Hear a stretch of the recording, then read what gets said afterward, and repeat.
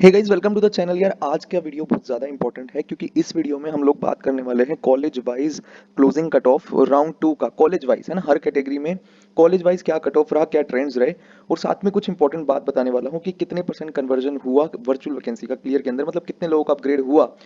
तो एक तरह से आप ये समझ के चल सकते हो इस वीडियो के अंदर कि जो बच्चे राउंड 2 से राउंड 3 के अंदर अपग्रेड करने का प्लान कर रहे हैं उनकी क्या पॉसिबिलिटी है, और जो फ्रेशली जा रहे हैं उनकी क्या पॉसिबिलिटी है। सारा डेटा सॉर्ट कर लिया गया है, कंप्लीट एनालिसिस आपको इस वीडियो में मिलने जा रहा है। इससे पीछे वाले वीडियो में मैंने एक मोटा मोटा एनालिसिस किया था नॉर्थ इंडिया की कट ऑफ का। अब मैं कॉलेज वाइज स्पेसिफिक हो चुका हूँ, बिल्कुल कॉलेज टू कॉलेज। ठीक है, अब आप देख सकते हो जो भी ये देखिए आपको स्क्रीन पे दिख रहा है जनरल कैटेगरी के लिए राउंड 2 में क्या क्लोजिंग कट ऑफ रहा हर एक कॉलेज का, आप यहाँ पर देख सकते हो। ठीक है, ये पूरा का पूरा जनरल कैटेगरी के लिए है। आपको डिस्क्रिप्शन में लिंक मिल जाएगा हमारे टेलीग्राम चैनल का, वहां से आप ये पीडीएफ डाउनलोड कर सकते हो। ठीक है, ये पूरी पीडीएफ पूरी की पूरी जितनी भी कॉलेजेस में सीटें आई थी राउंड 2 में, जितने भी कॉलेज में अलॉटमेंट हुआ था, 371 कॉलेजेस में जनरल कैटेगरी के स्टूडेंट्स को अलॉटमेंट हुआ था, और ये पूरा का पूरा डेटा आपको हमारे टेलीग्राम चैनल पे मिल जाएगा। ठीक है, तो जैसे कि आप देख सकते हो जनरल कैटेगरी का है ये, इसके साथ आपको मिल जाएगा ओबीसी कैटेगरी का, ईडब्ल्यूएस कैटेगरी का, एससी कैटेगरी का, सारी कैटेगरी का हमारे टेलीग्राम चैनल के ऊपर डेटा है। ठीक है, दूसरी बात करते हैं, जो सबसे इंपॉर्टेंट बात है वो मैं आपको ये बताने जा रहा हूँ इस वीडियो के अंदर। देखो ये तो आप एक बात आप समझ के चलो कि लास्ट ईयर की तरह इस साल कोई मोप अप राउंड जैसा चीज नहीं है। Round 3 is not equal to mop up round, ये बात दिमाग में आप सेट कर लीजिए। ठीक है, round 3 is a different round, और मोप अप राउंड जो होता था उसकी कहानी बिल्कुल अलग होती थी। स्टेट के राउंड 2 और ऑल इंडिया कोटा राउंड 2 में जितने भी बच्चे एडमिशन ले लेते थे, जब तक एडमिशन ले लेते थे, उन सारे कैंडिडेट्स को ब्लॉक कर दिया जाता था। मतलब जिन्होंने भी स्टेट के राउंड 2 या ऑल इंडिया कोटा राउंड 2 में एडमिशन ले लिया होता था लास्ट ईयर तक, उनको मोप अप राउंड से ब्लॉक कर दिया जाता था। मतलब वो सारे कैंडिडेट्स मोप अप राउंड में नहीं आते थे। ठीक है, अब बात सुनो, लास्ट ईयर 2350 सीटें आई थी जनरल, ईडब्ल्यूएस और ओबीसी की मिला के मोप अप राउंड के सीट मैट्रिक्स में। ठीक है, मतलब वो क्लियर वैकेंसी थी। इस साल यही सीट 2700 के आसपास आने की उम्मीद रहेगी। टोटल सीटें जो क्लियर वैकेंसी आ सकती है वो 3000 के करीब आ सकती है। साथ में इस साल वर्चुअल वैकेंसी भी आएगी, जैसा कि आप जान रहे हो कि राउंड 2 से राउंड 3 में अपग्रेड करने का मौका दिया गया है, तो कुछ 500 से 1000 के बीच में वर्चुअल वैकेंसी भी आने जा रही है। तो टोटल आप देख पाओगे कि 3500 के आसपास, 3500 3700 के आसपास टोटल नंबर ऑफ सीट्स का जो है वो देखने मिल सकता है। 31 तारीख को आपका सीट मैट्रिक्स रिलीज कर दिया जाएगा। ठीक है, तो मैं बात आपको ये समझा रहा हूँ कि जहां पहले राउंड 2 के अंदर 12000 रैंक पे मिला हुआ कॉलेज मोप अप राउंड में आपको 18000 17000 रैंक पे मिल जाता था, मतलब कॉलेज टू कॉलेज 5000 रैंक का डिफरेंस, 6000 रैंक का डिफरेंस आ जाता था। वो चीज इस बार नहीं होगी। ठीक है, इस बार मैक्सिमम से भी मैक्सिमम आपका मिनिमम से मिनिमम 1000 और मैक्सिमम से मैक्सिमम 2000 रैंक का अंतर आने का उम्मीद रहेगा। ठीक है, और इसमें भी पूरी रैंक रेंज है। ठीक है, जो कॉलेज जिन बच्चों की भी रैंक 1 से 10000 रैंक के बीच में है, ठीक है, तो 1 से 10000 रैंक तक जो भी कॉलेज अलॉट हुए हैं, ठीक है, उनके अंदर जब वो बच्चे अपग्रेड करेंगे या जो बच्चे नेक्स्ट राउंड में जा रहे हैं, तो उनको college to college average 1000 rank का ड्रॉप देखने मिलेगा। ठीक है, जो कॉलेजेस अंडर 2000 रैंक मिले हैं स्टूडेंट्स को, उनमें से 500 से भी कम रैंक का ड्रॉप देखने मिलेगा। हो सकता है नेगेटिव शिफ्ट भी हो। ठीक है, बट जैसे जैसे रैंक पीछे आती जाएगी, 5000 से 10000 के बीच वाले जो कॉलेज जो राउंड 2 में मिले हैं, ये आप डाटा आपके बहुत काम का है ये। ठीक है, बहुत ध्यान से हमारे टेलीग्राम चैनल को ज्वाइन कर लो, साथ में यूट्यूब का चैनल भी सब्सक्राइब कर लो। बहुत ज्यादा मेहनत से ये डेटा प्रिपेयर किया गया है। ठीक है, आपको बहुत ज्यादा हेल्प मिलेगी। बात सुन लो इस डेटा का यूज कैसे करना है। ठीक है, सारी बातों का एनालिसिस चल रहा है, इस वीडियो को एंड तक देखना आपके लिए मस्ट है। मस्ट मस्ट वर्ड यूज कर रहा हूँ, मतलब देखनी ही है जो बच्चे हमें फॉलो कर रहे हैं। ठीक है, तो आपके लिए प्योर गाइडेंस का वीडियो है। ठीक है, तो मैं क्या कह रहा था कि 5000 रैंक से लेकर के 10000 रैंक तक के जितने भी कॉलेजेस मिले हुए हैं अपनी स्पेसिफिक कैटेगरीज में देख लेना सारे। ठीक है, सो 5000 रैंक से लेकर के 10000 रैंक के बीच में जितने भी कॉलेज मिले हुए हैं, लाइक कोई कॉलेज 6000 रैंक पे मिला था, तो वो मैक्सिमम अगले राउंड में 7 साढ़े 7000 रैंक पे मिलेगा। टॉप रैंकिंग कॉलेजेस के अंदर ज्यादा रैंक का ड्रॉप देखने नहीं मिलेगा, बिकॉज उनके उनके अंदर नंबर ऑफ सीट्स वो कम आने वाली है। ठीक है, अब क्या है, जिन जो भी कॉलेजेस 12000 रैंक के बाद अलॉट हुए हैं, हाँ, उन कॉलेजेस में 1500 से 2000 रैंक का ड्रॉप देखने मिल सकता है राउंड 2 से राउंड 3 में। मतलब क्या है कि यदि कोई कॉलेज 18000 रैंक पे राउंड 2 में मिला था, तो 20 साढ़े 20000 रैंक तक राउंड 3 में मिलने की पूरी प्रोबेबिलिटी रहेगी। ठीक है, ये जादू नहीं होगा इस साल की 12000 रैंक वाला 18000 रैंक पे मिल रहा है, ये चीज नहीं होगी। उसके पीछे बड़ा क्लियर रीजन है कि जितने भी बच्चे अपग्रेड में डाल के आएंगे वो खुद भी तो आएंगे ना। हालांकि वो अपनी वर्चुअल वैकेंसी साथ लेकर के आएंगे, वर्चुअल वैकेंसी क्रिएट करेंगे। अभी मैं वर्चुअल वैकेंसी का गेम आपको समझाऊंगा राउंड 1 से राउंड 2 का एग्जांपल लेके। ठीक है, ध्यान से सुनना, प्यार से समझना, थोड़ा सा कॉम्प्लेक्स है आज का वीडियो, बट आप यदि समझ गए तो आपको बहुत सारा सारा ही खेल समझ में आ जाएगा अपग्रेडेशन का और क्लियरली जाने का। ठीक है, सो मैं आपको ये कहना चाह रहा हूं कि जिन भी कैंडिडेट्स की रैंक 18000 के बाद है, ठीक है, और उनको इस राउंड में देख लो 18000 रैंक पे क्या मिला हुआ है। आप इस राउंड में जब देखोगे जनरल कैटेगरी के अंदर 18000 रैंक पे कौन से कॉलेज मिले हुए हैं, जब आप ये चेक करने जाओगे, ठीक है, ये देखो यहाँ पर आप 18000, ये देखो ये 18000 रैंक आई, यहाँ से आप देखना शुरू करो। ठीक है, तो यहाँ पे आपको मिल रहा है कोपल इंस्टीट्यूट ऑफ मेडिकल साइंसेज, ठीक है, मतलब आपको छत्तीसगढ़ के कॉलेज मिल रहे हैं, तेलंगाना, कर्नाटका, महाराष्ट्र के लास्ट कॉलेजेस, मतलब देख रहे हो प्रभानी, नए नए मेडिकल कॉलेजेस आपको मिल रहे हैं इस रैंक के ऊपर, ठीक है।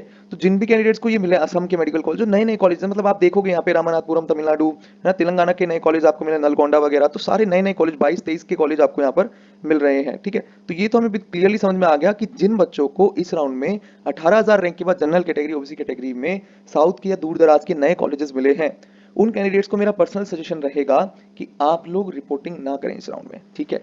जिनकी रैंक 21,000 के बाद है वो रिपोर्टिंग जरूर करें, ठीक है, बट जिनकी रैंक 18 से 21 के बीच में है वो रिपोर्टिंग ना करके नेक्स्ट राउंड में फ्रेशली जाएं, ठीक है। हालांकि आपके 10,000 रुपए जब जरूर होंगे, बट इससे आपका फायदा पता है क्या है, आप जिस कॉलेज में रिपोर्ट करने जा रहे हो वो आपसे आपके घर से बहुत ज्यादा दूर है, पहली बात नया कॉलेज है, नेक्स्ट राउंड में इससे बेटर कॉलेज मिलने का चांस जरूर होगा क्योंकि बहुत सारे स्टूडेंट अपने स्टेट में जाएंगे तो डेफिनेटली बहुत सारी सीटें खाली हो जाएंगी, ठीक है। तो ये तो पॉइंट ऑफ डिस्कशन ही नहीं है कि आपको सीट नहीं मिलेगा, ये सीट छोड़ दी, तो ये डरने वाली बात बिल्कुल भी नहीं है। जिनकी भी कैंडिडेट्स की रैंक 18 से 21 की रेंज में, इवन आप मान के चलो 17 से 21 की रेंज में, और वो कॉलेज जाने रिपोर्टिंग करने में असमर्थ है फाइनेंशियली भी, क्योंकि खर्चा होगा, 3 चक्कर काटने पड़ेंगे यदि अपग्रेड हुआ नेक्स्ट राउंड में, तो ठीक है। तो ट्रेन से जाने का मैंने लास्ट वीडियो में भी आपसे डिस्कस किया था कि ट्रेन से जाने का जो खर्चा होता है वो 3 चक्कर का आप एवरेज मान के चलो 50 से 60,000 रुपए ट्रेन से भी जाओगे तो भी, मतलब अगर आप नॉर्थ से साउथ की तरफ जाओगे महाराष्ट्र, कर्नाटक, तमिल तक, तो आपका 50-60,000 तीनों चक्कर में खर्च होगा। 3 चक्कर कैसे, एक बार अभी जा रहे हो, एक बार जब अपग्रेड हो जाएगा तो वहां से डॉक्यूमेंट निकलवाओगे, फिर नए कॉलेज में जाओगे, तो जहां आपके 5 से 10,000 रुपए सिक्योरिटी फॉरफिट हो रही है, रिजर्व कैटेगरी वालों की 5,000 और अनरिजर्व वालों की 10,000 सिक्योरिटी फॉरफिट हो रही है, और जहां आप 60,000 खर्चा कर रहे हो जस्ट फॉर सेफ्टी के इशू के कि यार एक सीट रिजर्व कर लेते हैं अपनी, ठीक है। तो इस चीज को आप बिल्कुल मान के चलो कि नेगेटिव शिफ्ट की 0% पॉसिबिलिटी है, ठीक है। नेक्स्ट राउंड में जो कट ऑफ रहेगा वो 24,000 के करीब रहेगा जनरल कैटेगरी और ओबीसी कैटेगरी में, और 25,500 से 26,000 रैंक के बीच में ईडब्ल्यूएस कैटेगरी का क्लोजिंग रैंक रहने वाला है, ठीक है। तो कोई भी कैंडिडेट ये ना सोचे कि यार नेगेटिव शिफ्ट हो गई तो हमें अभी जो कॉलेज मिला बाद में नहीं मिलेगा, तो ठीक है। मैंने आपको बता दिया कि जिन भी कैंडिडेट्स की रैंक 16,000 वालों को 16,000 पे जो कॉलेज इस राउंड में मिले हैं वो 18,000 रैंक तक मिल सकते हैं, ठीक है।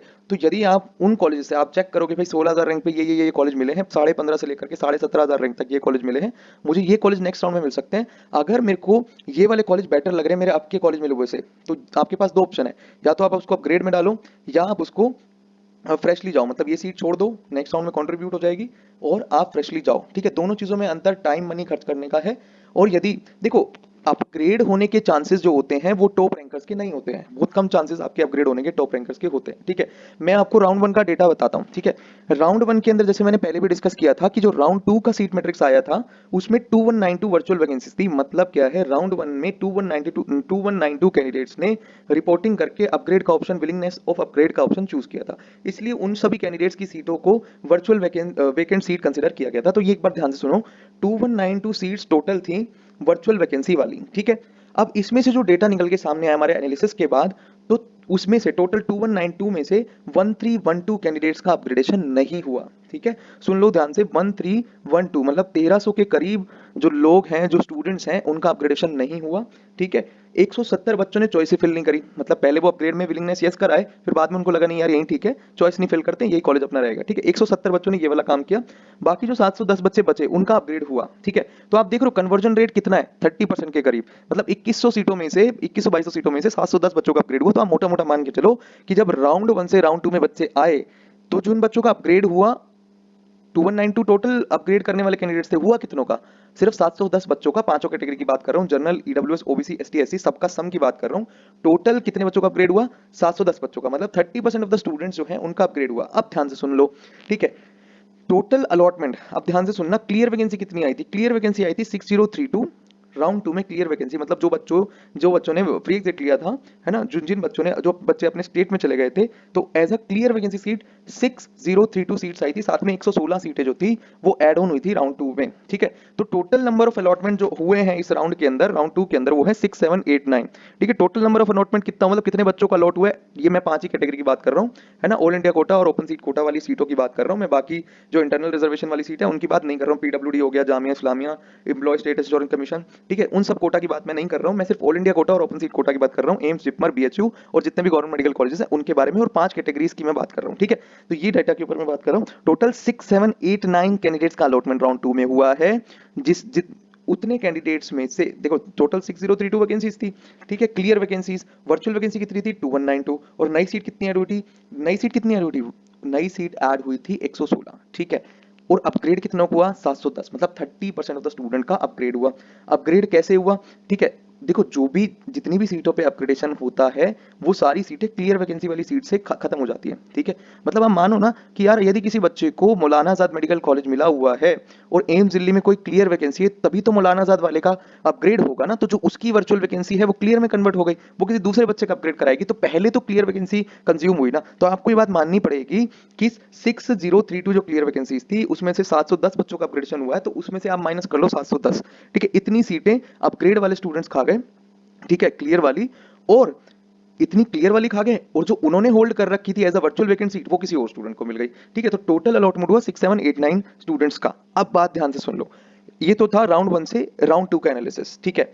अब क्या है, राउंड 2 से राउंड 3 में वर्चुअल वैकेंसीज इतनी नहीं आएगी, 2192 में वर्चुअल वैकेंसीज नहीं आएंगी, ठीक है। 500 से 700 वर्चुअल वैकेंसी के करीब आएगी, जिसमें से 30% यदि आप निकालने लगे तो 30% मान के चलो 150 से 200 बच्चों का ही अपग्रेड होगा। ये फैक्ट है, डेटा बोल रहा है कि केवल और केवल 150 से 200 बच्चों का ही अपग्रेडेशन नेक्स्ट राउंड में होगा, बाकी सबका फ्रेश अलॉटमेंट होगा। और बहुत सारे कैंडिडेट ऐसे होंगे जो अपग्रेड में डाल के आएंगे, 70% से भी ज्यादा स्टूडेंट्स का अपग्रेडेशन नहीं होगा राउंड 3 में। तो आपको ये बात समझ में आ रही है कि जिन भी कैंडिडेट्स की रैंक 12000 के अंदर अंदर है, 13000 के अंदर अंदर है, और वो अपग्रेड में डाल के आने वाले हैं इस राउंड में, तो उनका अपग्रेडेशन का जो चांस है वो बहुत कम है। बट हाँ, ये जो 150 से 200 बच्चे होंगे ना, इसमें से 100 बच्चे 12000 रैंक के बाद वाले ही होंगे। ये बात आप ध्यान से समझ लेना, डेटा यही कह रहा है। तो मेरी आपको पर्सनल सजेशन ये रहेगी कि जिन भी कैंडिडेट्स का जो रैंक है 12000 के अंदर, आप डेफिनेटली अपग्रेड में डाल के आओ, रिपोर्ट करो, अपग्रेड में डाल के आओ। 1 या 2 अपग्रेड होगा तो बहुत अच्छी बात है, नहीं तो आप एक ऑलरेडी बहुत अच्छे कॉलेज में हो, ठीक है। अब क्या है कि जो बच्चे 15000 रैंक के बाद है, 15 से 21 वाली रेंज में, या आप 16 से 21 वाली रेंज में मानोगे, तो यदि आप रिपोर्ट करते हो और आप अपग्रेड में डालते हो तो आपको चॉइस फिलिंग अपनी बहुत ध्यान से करनी पड़ेगी। अपने चांसेस मैक्सिमाइज कैसे होंगे, लाइक आपको आपकी 100 प्रेफरेंस मिली थी राउंड 2 में, ठीक है। अब आप क्या सोचोगे, मेरी जो ऊपर की 99 प्रेफरेंसेस हैं मैं वो राउंड 3 में डाल दूंगा। अब ऐसा हो सकता है ना कि वो 99 प्रेफरेंसेस टॉप कॉलेजेस की हो सारी, ठीक है। आपने जो 100 नंबर पे कॉलेज डाला था वो कोई ऐसा कॉलेज था जो डिजर्व ही नहीं करता था 100 नंबर पे आना, वो 250वें नंबर पे आना डिजर्व करता था, इसलिए आपको आपकी 100 प्रेफरेंस मिल गई। वो आपकी 100 प्रेफरेंस थी, वो देश में तमाम बच्चे जो हम रैंकिंग बनाते हैं, जो क्लोजिंग ऑर्डर है रैंकिंग का, वो आपको पता चल रहा है कि यार ये वाला कॉलेज 250वें नंबर पे क्लोज हुआ है, मतलब ठीक है, 250वें नंबर पे क्लोज हुआ, मतलब इस वाले पीडीएफ में आप 250 नंबर देखो, जैसे मैं इसी पीडीएफ से आपको समझाता हूँ, ठीक है। यहाँ पर आप देख पाओगे जैसे 250 नंबर पे जो कॉलेज है वो है गवर्नमेंट मेडिकल कॉलेज खीलवाड़ी।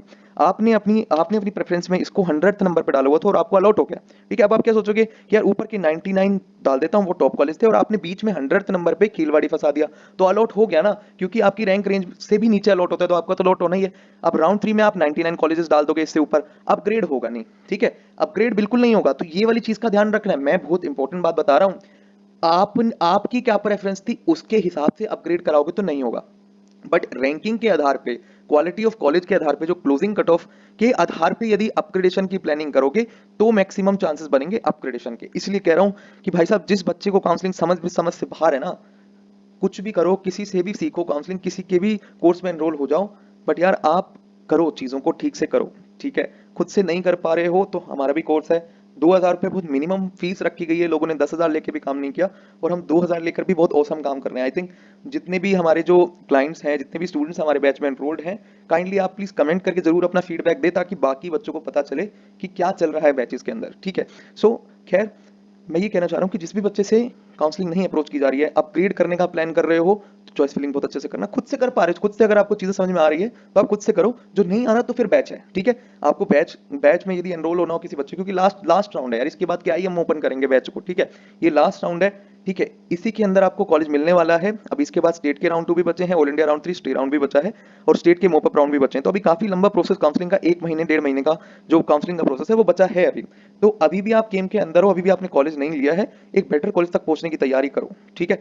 सो मुझे लग रहा है कि मैंने आपको सब कुछ क्लियर कर दिया है। ये जो डेटा है ना, जो मैंने ये आपको बात बहुत इंपॉर्टेंट बताई है कि यदि आपकी 100 प्रेफरेंस पे कोई ऐसा कॉलेज था जो 250वें नंबर पे होता है, ठीक है, क्वालिटी वाइज, तो ऐसे को आप ऊपर डाल दोगे तो भाई अलॉट हो जाएगा ना, आपको लगेगा मेरे को मेरी 100 प्रेफरेंस मिली है ना। आप ऊपर के 99 नेक्स्ट राउंड में भर दोगे, अपग्रेड होगा नहीं। अपग्रेड कब होगा, जब आपको आपके कॉलेज की रियल औकात पता होगी। और वो रियल औकात कैसे पता चलेगी? ये क्लोजिंग कट ऑफ, कुछ अंदाजा क्लोजिंग कट ऑफ देगी, कुछ अंदाजा काउंसलर्स देते हैं अपनी प्रेफरेंस लिस्ट में, झलकता है उनका, जिनका डीप रिसर्च रहता है क्वालिटी ऑफ कॉलेजेस को लेकर के, ठीक है, सारे फैक्टर्स को कंसिडर करके, ठीक है। सो यही फायदा मिलता है आपको यदि आप बैचेस के अंदर आते हो, क्योंकि क्या है कि सारी चीज फ्रीली अवेलेबल नहीं कराई जा सकती, हर चीज की एक लिमिटेशन होती है, कॉस्ट लगता है सब चीज का, ठीक है। सो मेहनत का पैसा ले रहे हैं यार, यदि यदि आपके लिए 2,000 रुपये अफोर्डेबल हैं, बहुत ज़्यादा नहीं है, क्योंकि बहुत कम और नॉमिनल फीस रखी गई। मुझे लगता है कि जितनी हम मेहनत कर रहे हैं उस हिसाब से हमने बहुत कम फीस रखी है, ठीक है। सो जो बच्चा आना चाह रहा है मोस्ट वेलकम है, बिल्कुल गड़बड़ मत करना। ये जो डेटा है, जो कॉलेज वाइज कट ऑफ है, क्लोजिंग कट ऑफ है,